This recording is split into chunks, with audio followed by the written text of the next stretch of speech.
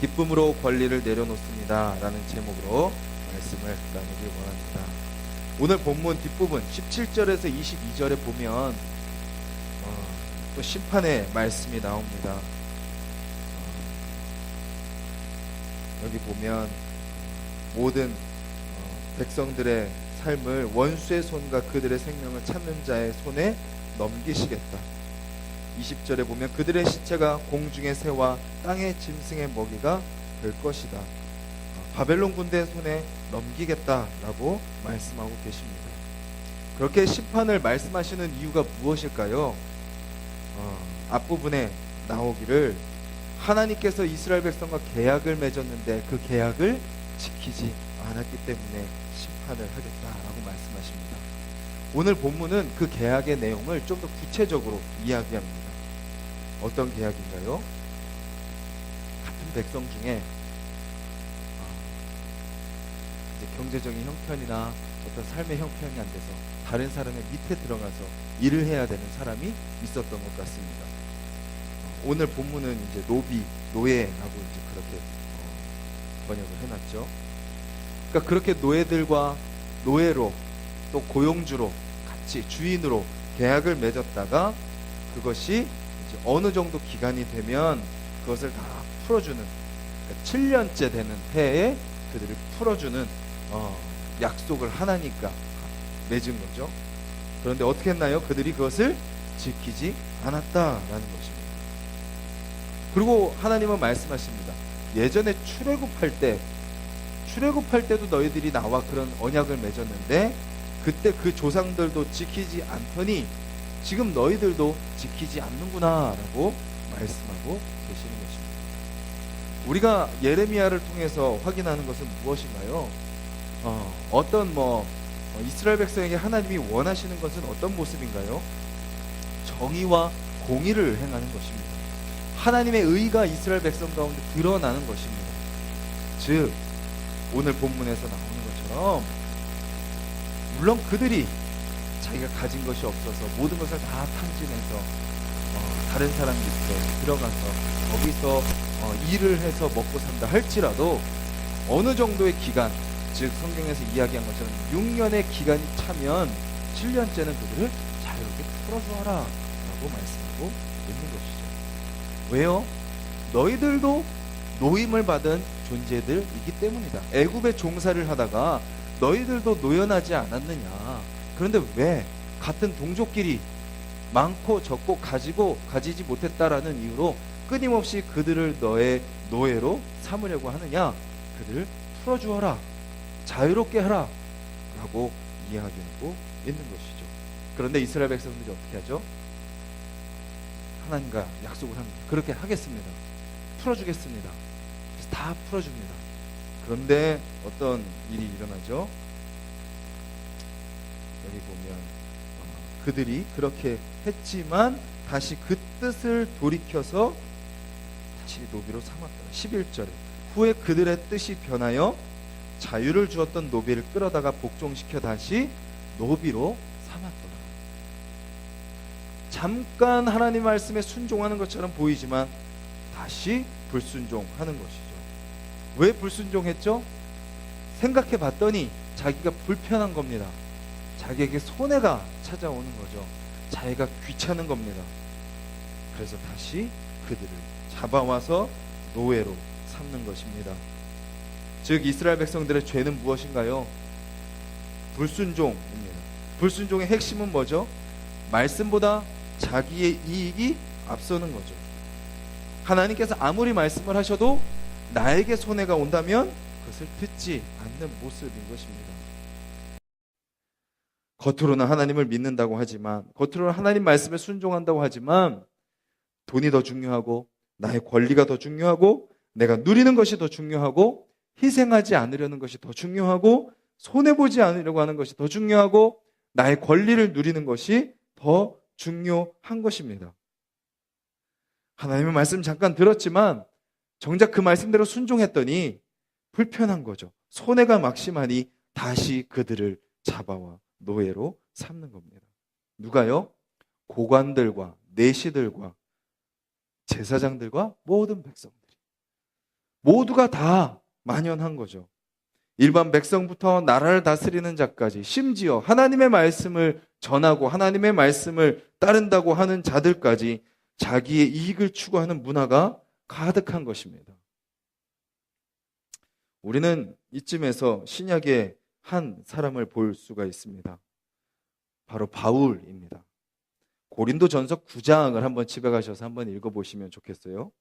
9장에 보면 바울이 자기의 권리를 다 포기했다라는 것을 이야기하는 내용이 나옵니다. 9장 4절에 먹고 마실 권리를 포기했고, 9장 5절에 아내를 데리고 다닐 권리를 포기했고, 9장 6절에 일할 수 있는 권리를 다 포기했고, 9장 12절에 복음에 장애가 없게 하기 위해서 내 권리를 포기했다. 9장 18절에 바울이 기대하는 것이 무엇이냐? 복음을 전할 때 값 없이 전하는 것, 어떤 대가를 바라지 않고 복음을 전하는 것을 기대하고, 내게 있는 권리를 다 쓰지 않는 것을 그는 자기가 기대하는 것이다 라고 이야기합니다. 권리를 충분히 주장할 수 있는 사람이 바울입니다. 모든 것을 다 가졌고 다 알고 또 그만큼 헌신하고 희생했던 사람이기에 권리를 충분히 주장할 수 있는 사람이죠. 곳곳에 교회를 자기가 개척했었죠. 그런데 권리를 포기합니다. 무엇을 위해? 복음을 위해. 우리가 살펴봤던 로마서 12장 16절에 이렇게 이야기하죠. 높은 데 마음을 두지 말아라. 우리가 권리를 추구하는 그 뿌리에는 뭐가 있는 거예요? 내가 높아지고자 하는 거죠. 우리의 목소리가 높아지는 이유, 우리의 어떤 주장이 강해지는 이유, 그것은 우리가 높은 데 마음을 두고 있는 거죠. 근데 바울이 그렇게 포기할 수 있는 이유는 무엇인가요? 그도 모든 권리를 포기하신 예수 그리스도를 따랐기 때문입니다. 마태복음 20장 28절 말씀 제가 읽어드리겠습니다. 인자가 온 것은 섬김을 받으려 함이 아니라 도리어 섬기려 하고 자기 목숨을 많은 사람의 대속물로 주려 함이니라. 예수님이 오신 이유가 무엇이라고요? 섬김을 받기 위해 온 것이 아니라 섬기기 위해서 오셨다. 내 권리를 주장하기 위해서 온 것이 아니라 상대방의 권리를 들어주기 위해 왔다. 그들이 잃어버린 권리를 회복시켜주기 위해 왔다. 내가 어떤 섬김을 받기 위한 것이 아니라 나는 희생하고 포기하고 낮아지고 다른 사람을 위해 죽기 위해 왔다라고 예수님을 말씀하고 계시는 거죠. 그 예수님을 닮아 바울도 그렇게 나아가고 있는 것이고, 그 바울의 모습을 닮아 오늘 또 우리의 삶도 그렇게 내가 섬김을 받으려고 하는 삶이 아니라 그렇게 섬기는 삶이 되기를 간절히 소망합니다. 우리가 만나는 모든 사람들, 겉으로는 센 척하지만 그들 안에 다 무엇이 있습니까? 약점이 있고 약함이 있고 부족함이 있고 눈물이 있고 슬픔이 있고 아픔이 있습니다. 그들에게 우리가 강대강으로 부딪히면 우리는 끝도 없이 부딪힐 뿐입니다. 하지만 우리가 이미 예수 그리스도의 사랑을 닮은 자로, 이미 주님의 섬김을 받은 자로 그 섬김으로 우리 안에 채워질 때 우리가 그들에게 우리의 권리를 주장하고 우리의 목소리를 높이는 것이 아니라 그들의 이야기를 들어주고 내 것을 손해볼지라도 그들의 권리를 맞춰주는 오늘 하루가 되기를 간절히 소망합니다. 우리가 권리를 주장하는 순간 어떻게 되는 거예요? 이스라엘 백성들과 똑같이 되는 거죠. 겉으로는 하나님 믿지만, 예배드리지만 예수님 닮기를 거절하는 겁니다. 하나님보다 내가 더 앞서는 겁니다. 지금의 시대는 권리를 주장하는 시대입니다. 권리 주장하지 못하면 너 바보야 라는 이야기를 듣는 시대입니다. 또 우리 마음에 이런 생각이 들 수도 있겠죠. 내 권리 누리지 못하면 나는 어디서 재미를 찾나? 어디서 살 이유를 찾나? 바울은 빌립보서 4장 10절 13절에서 이렇게 고백하죠. 내게 능력 주시는 자 안에서 내가 모든 것을 할 수 있느니라.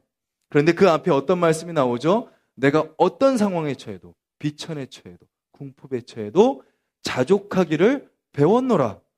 이미 그리스도인들은요, 어떤 상황에 있어도 예수 그리스도로 말미암아 충분한 자들입니다. 그래서 그 앞에 또 뭐라고 고백하죠? 내가 어떤 상황에 있다 할지라도 기쁨으로 살기를 원한다라고 고백하고 있는 것이죠. 즉 제가 10절에서 13절 거꾸로 말씀드린 이유가 무엇이냐? 우리 안에 계시는 그 주님으로 말미암아 우리가 어떤 삶을 살아도 그 주님의 도우심으로 감당할 수 있는 거죠. 그래서 우리가 그 모든 상황 속에서도 만족할 수 있는 겁니다. 그리고 결국 더 나아가 기쁨으로 살아갈 수 있는 것이죠.